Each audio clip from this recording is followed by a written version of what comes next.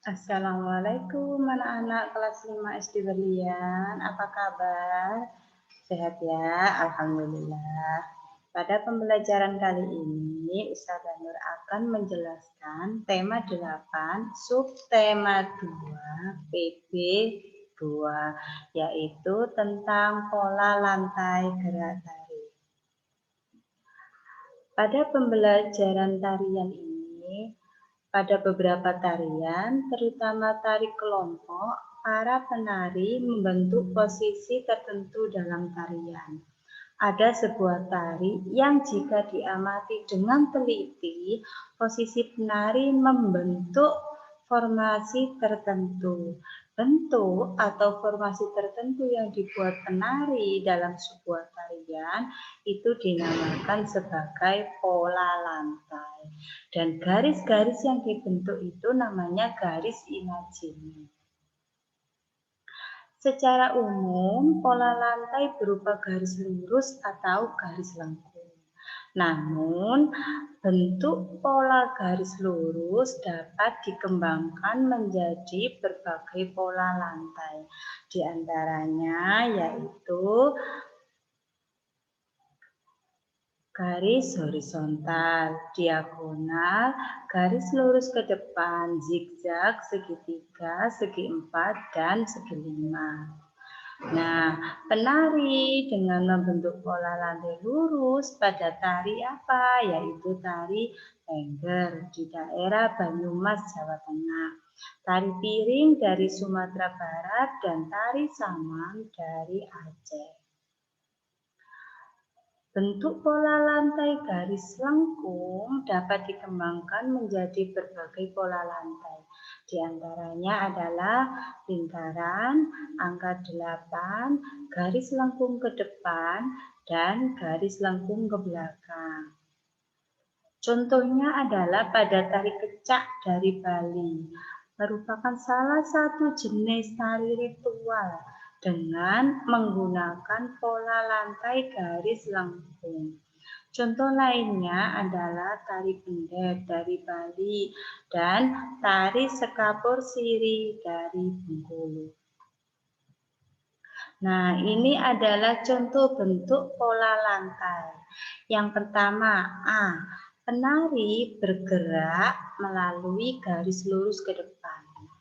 Ini adalah garis lurus ke depan, ya, arahnya ke depan. Kemudian yang B, penari bergerak melalui garis diagonal. Sifatnya diagonal ya ke depan. Kemudian yang C, penari bergerak melalui garis horizontal. Kemudian yang Do, penari bergerak melalui garis diagonal. Nah, ini sama dengan yang B ini ya, arahnya saja yang berbeda. Kemudian yang E, penari bergerak melalui garis lurus ke depan. Ini sama dengan yang A.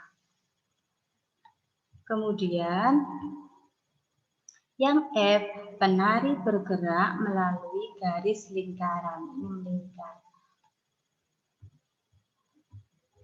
Nah, bila dilakukan secara berkelompok akan membentuk formasi seperti ini ya. A, B, C, D, E. Ini jika satu kelompok terdiri dari 5 penari. Ini adalah pola lantai segi 5 seperti ini. Pola lantai vertikal seperti ini ya. Nah, gerak tari daerah satu dengan daerah lain memiliki karakter berbeda-beda. Sebagai contoh, tari Bali. Tari Bali itu berkarakter lincah dengan rangkaian gerak patah-patah ya. Yang khas dari tari Bali adalah matanya ya. Kemudian sebaliknya, tarian dari daerah Solo dan Yogyakarta cenderung berkarakter lemah lembut dalam rangkaian gerak yang mengalir seperti aliran air yang tenang.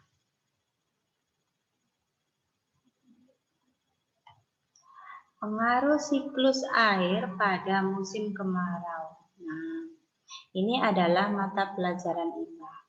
Pada musim kemarau, uap air yang diuapkan jauh lebih banyak, sehingga berdampak pada permukaan bumi. Jadi pada musim kemarau itu hujannya tidak ada, tapi penguapannya tiap hari dilaksanakan, sehingga air tanah ya persediaannya semakin menipis.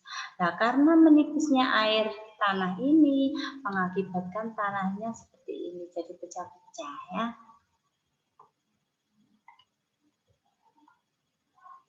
Musim kemarau yang berlangsung terus-menerus dapat menyebabkan hal berikut.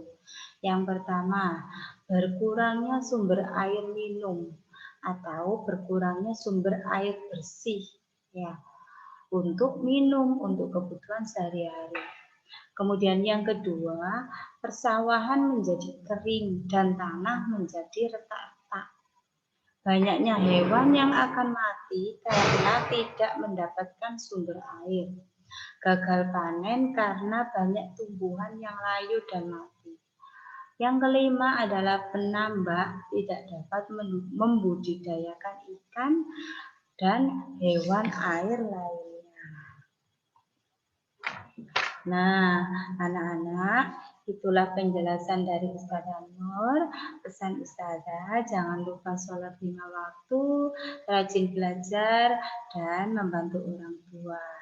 Terima kasih anak-anak. Wassalamualaikum warahmatullahi wabarakatuh.